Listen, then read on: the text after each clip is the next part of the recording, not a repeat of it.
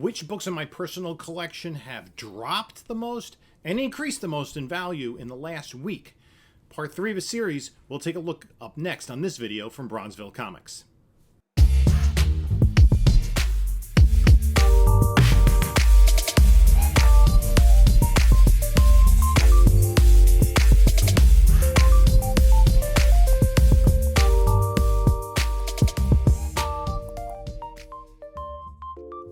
Hey there, comic book community. This is Jim from Bronzeville Comics coming to you with another video. And before we get started, like, comment, subscribe, do all that great stuff.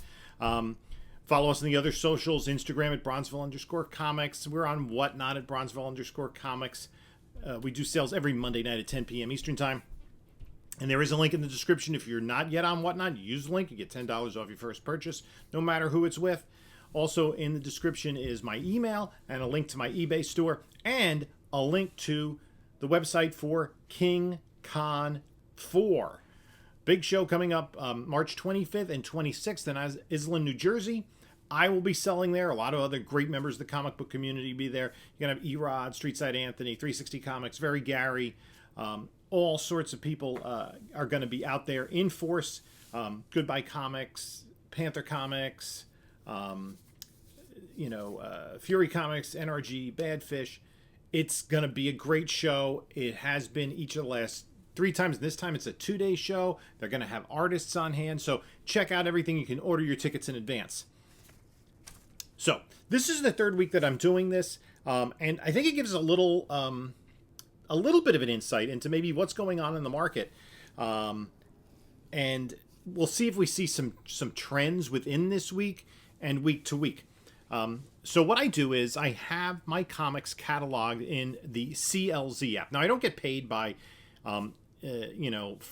any advertising or any promotion with CLZ or Cover Price. But CLZ is an app that I've been using on my phone for years to catalog my comic book collection.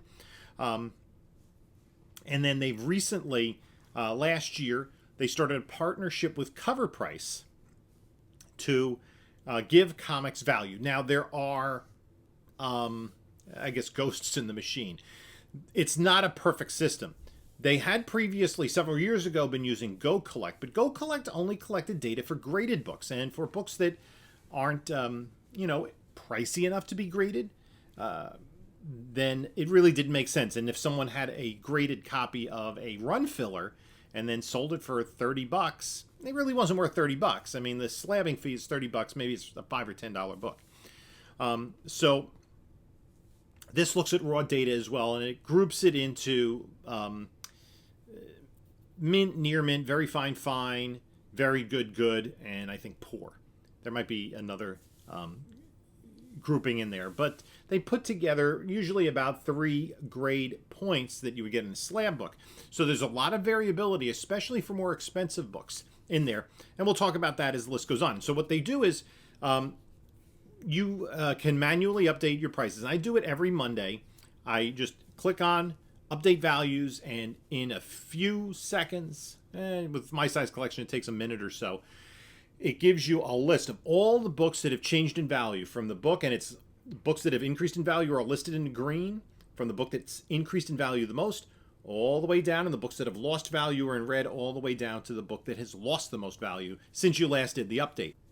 I'm just going to share what the top 10 in both directions are and see if we see any kind of commonalities or anything that we can look for in the market, or anything just to kind of be aware of. Maybe it's time to buy. Again, this is not financial advice. This is just a small snapshot of what's going on in the comic collecting community, but I found it kind of interesting. Number 10 on the list was a copy of These Are the Biggest Losers. Number 10 on the Biggest Losers was a copy of Incredible Hulk 180 in a very good condition.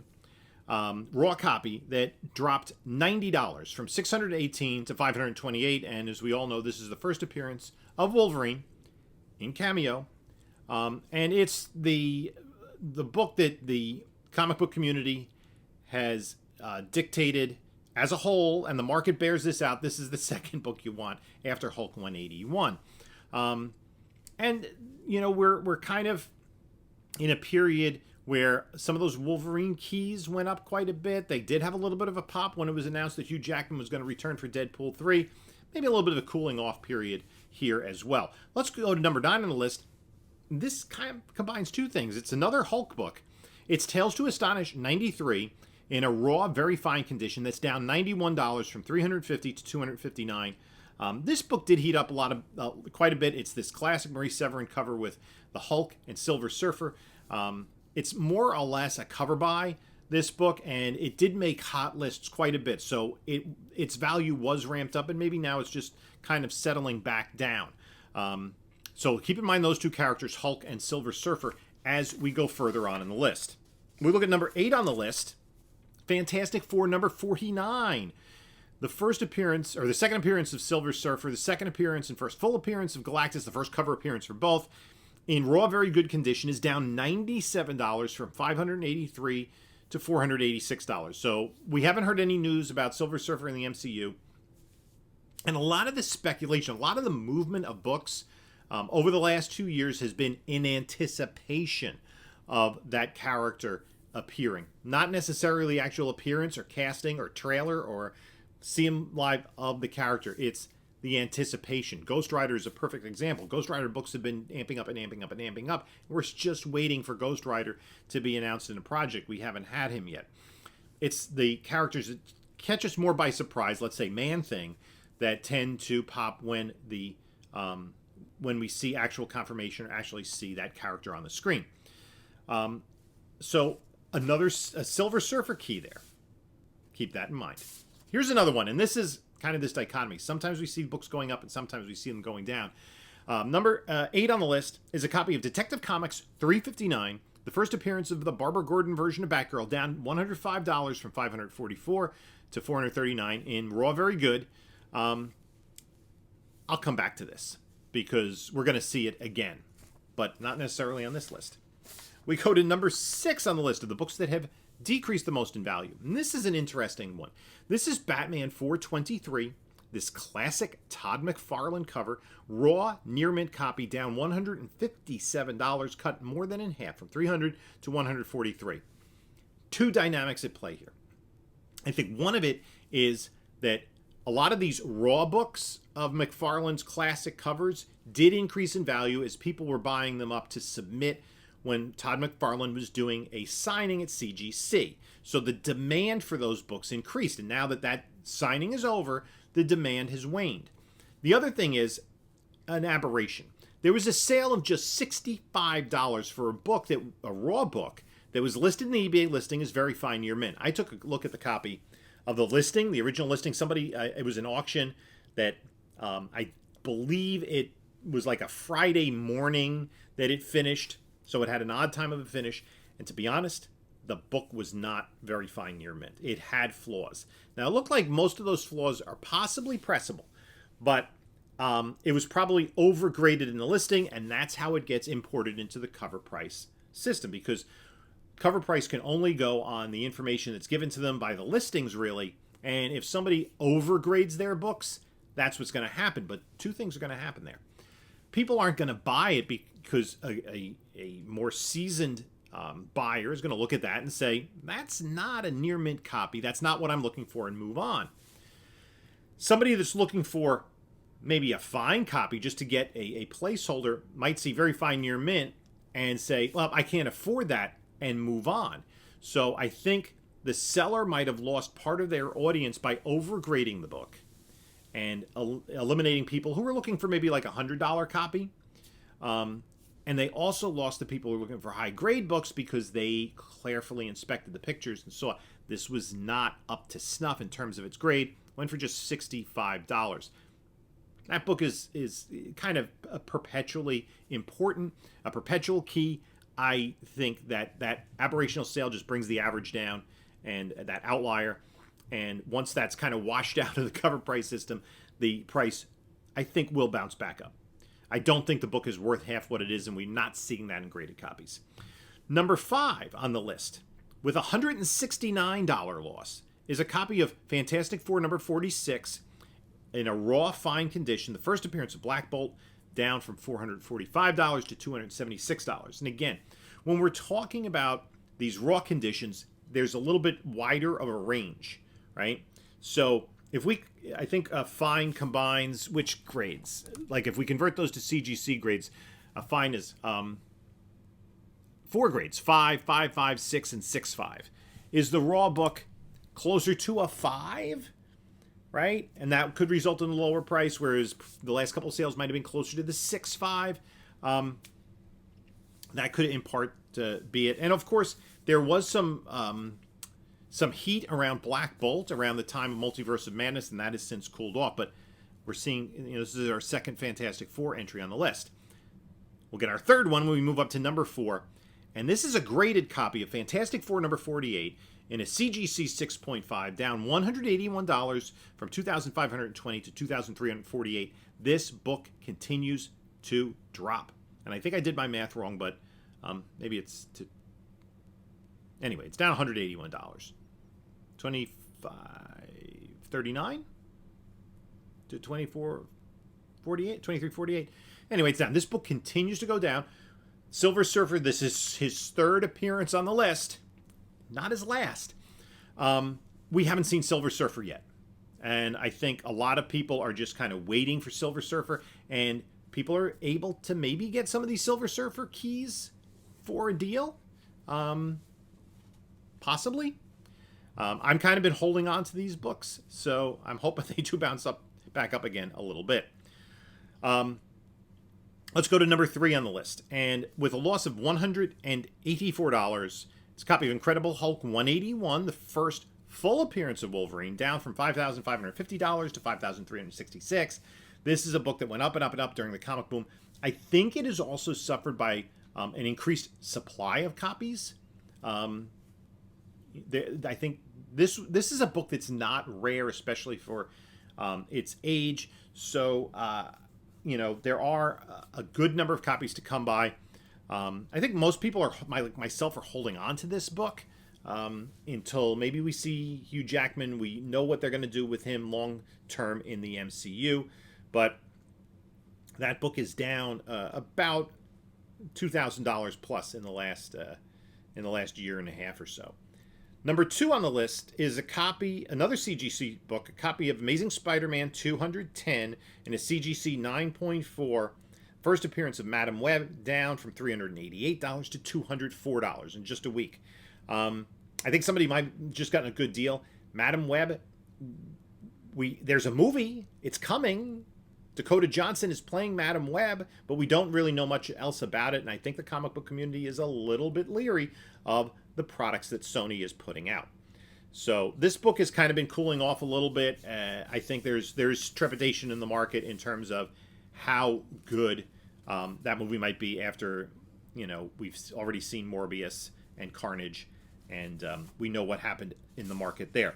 So let's go to number 1 on the list. This is the book that had the largest price drop in the last week in terms of books in my personal collection, and it is a very good raw copy of Silver Surfer number 1, down $384 from $740 to $356. Now, is that where the new price is for this? Again, very good, combines a lot of different grades, a lot of different visuals for the book. Books that present well, even in that grade, may go for a little bit more. If the damage is kind of to the spine rather than to the cover, or to the back cover rather than the front cover, that can drive the price, especially for raw books. And if somebody sees a book that it's in a certain grade and they feel they can improve it with pressing and cleaning, then it would go up. So I'm not really concerned that this book is just tanking in value. I have this has been sitting at CGC, this book, since May. And so I'm waiting for it to come back. And again, we haven't heard anything about Silver Surfer. I think, nobody's really chasing those books on characters that we're waiting for. There have been some hints. Maybe there's going to be a Disney Plus special of Silver Surfer. Are we going to see him when they finally introduce the Fantastic Four? We don't have casting. We don't have confirmation. But I think it's inevitable that Silver Surfer is coming to the MCU. So those are the biggest losers. Now, one thing that's true is I noticed overall the collection is kind of maintained its value over the last week. Hasn't been much of a change. A up just a little bit. It seems as though things are leveling off. There aren't big swings with these books like I've seen in the last couple of weeks. You know, although Silver Surfer, you know, basically about half is not that promising. But you know, not the swings aren't quite as big. So let's take a look at the 10 biggest gainers, the books that have increased the most in value of those books in my personal collection. And we're going to start at number 10 with X-Men number 28 in a raw, very good first appearance of Banshee, up $52 from $90 to $142. Wouldn't read a lot into this. Will we see Banshee in the MCU? Who knows? I don't think he would be, you know, a nice supporting character. I don't think he'd be necessarily high on the list. But we'll see. He was an integral part of the new X-Men through most of the Cockrum and Byrne run. So, you know, he is popular among the people who read those books as kids and really were those books were ingrained in them. And those are the people making the decisions. Now, number 9 on the list, I think, is a really interesting book. This is a near mint raw copy of Firestorm number 1 from 1978, up $53 from $35 to $88. Are people chasing this book because of the gun effect? I think that might be possible. I did see actually there was another grade of Firestorm that was also up, and a copy of Firestorm number 3, which is the first appearance of Killer Frost. Just missed the list. That particular book was, I don't know if I have it in my notes, that book was up as well, but not enough to make the top 10 list. Firestorm, I think, is a really good character to look at in terms of what James Gunn might be doing with DC films. We haven't really seen him fully developed. We've seen him in Flash on the CW, in Legends of Tomorrow, but he was a member of the Justice League, and he really was the first Bronze Age creation to become a member of the Justice League of America. Okay, so, you know, one of those DC keys to look out for. I'm really trying to get I've gotten a 9.0. I want a higher grade of that book. Number 8 on the list. Here's something interesting. A copy of Marvel Premiere number 1 in a CGC 9.0, up $55 from $707 to $762. And this is the first time that the character is referred to as Warlock. The Adam Warlock character that we will be getting in Guardians of the Galaxy 3.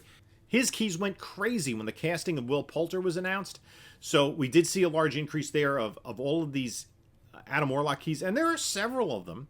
There are a couple of Fantastic Four books, there are a couple of Thor books. There's this book. There's his own ongoing title. You know, a lot of silver and bronze keys. So I think maybe people are anticipating him in the movie that's coming out in just a few months. Number 7 on the list.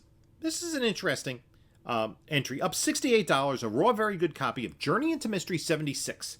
One of these pre-Thor Marvel pre-hero monster books. Went up from $71 to $139. I think this is just a book that doesn't trade hands a lot, and somebody wanted a copy. And we talked about the raw grades. Maybe it was, you know, maybe a grade point or more better in the way it presented than the book that sold before that.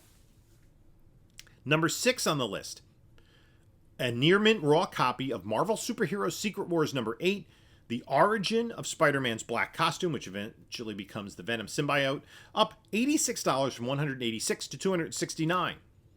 Of course, we saw Venom go, and then the movie came out and things crashed.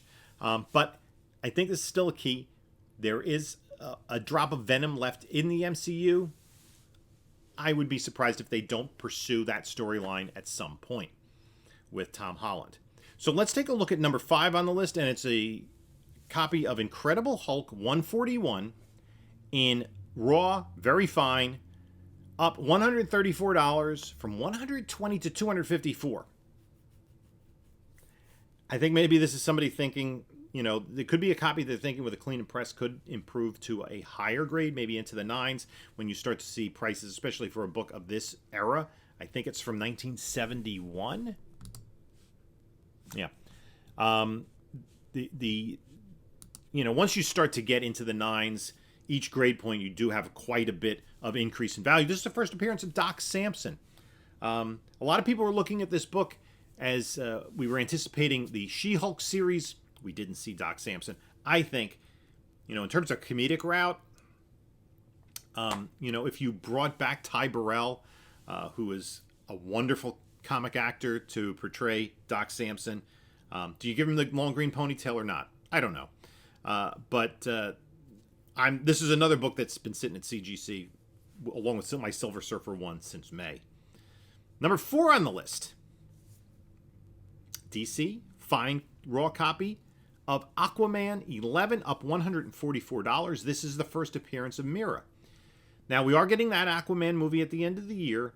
That might be the last movie in this current DC universe of movies. We still have Shazam. We have Flash, Blue Beetle, and then Aquaman. Those are the last 4 movies we know about before, I guess, things are going to change. Mera is portrayed by Amber Heard. She's going to be in the new movie, so I'm surprised. I don't see people getting all that excited about Mera.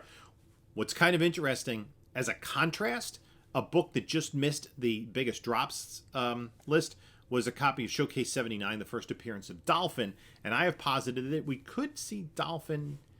We could have seen Dolphin maybe as a replacement for Mera in terms of Aquaman's romantic life in the movies, but I don't know if we're going anywhere with Aquaman after this year. So I find it a little bit curious that a Mera key is increasing in value.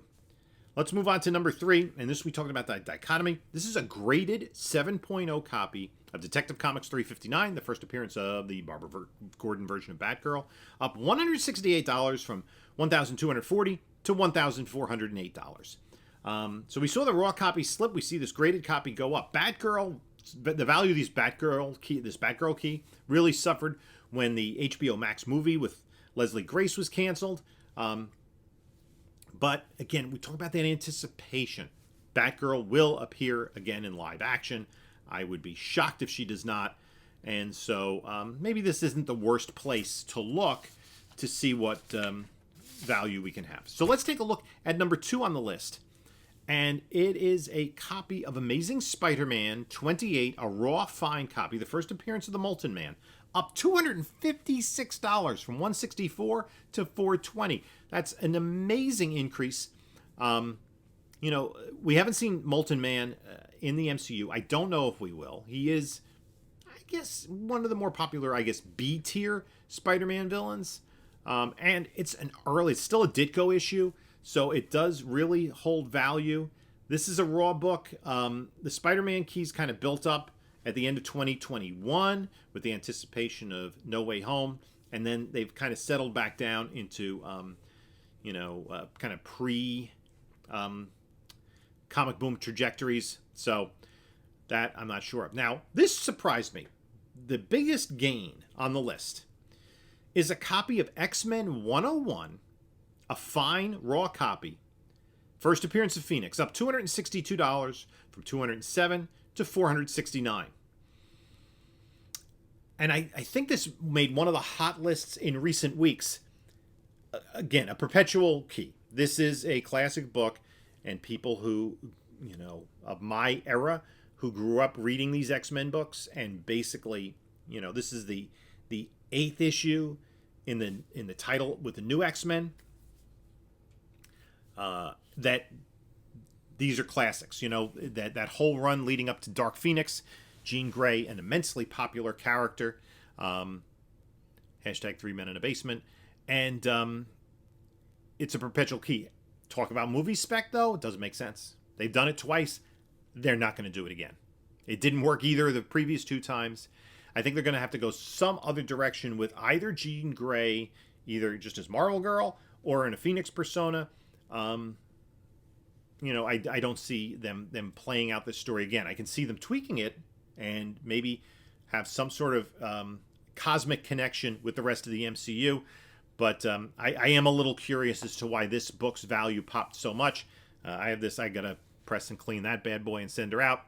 So let me know what you think. Again, these are just comics that I have in my collection, so it's just a snapshot of what's going on. It gives us some food for thought if we see kind of commonality. So we see Silver Surfer keys going down. We see Hulk keys kind of going down a little bit. Even the Wolverine keys. Firestorm. I think he might be... No, there were a lot of decent characters that DC created in the Bronze era. But he was like the first real big star. He had his own title for 5 issues, and then it was canceled with the DC implosion. But then he got his own title back just a few years later. That ran for quite a while. DC kind of mixed him up. He did join the Justice League. And as I said, the first Bronze Age hero to be a member of the Justice League. You know, we'll see. The Gun Effect has people putting money in different places. I know I'm, buying some DC keys when I see them at the right price. I'm not overpaying for them, though. And that's what this is. They, paid more than what fair market value had been. Does somebody know something that I don't? Maybe they do. Let me know what you think in the comments below. In the meantime, take a look at a couple of my other recent videos. And this is Jim saying...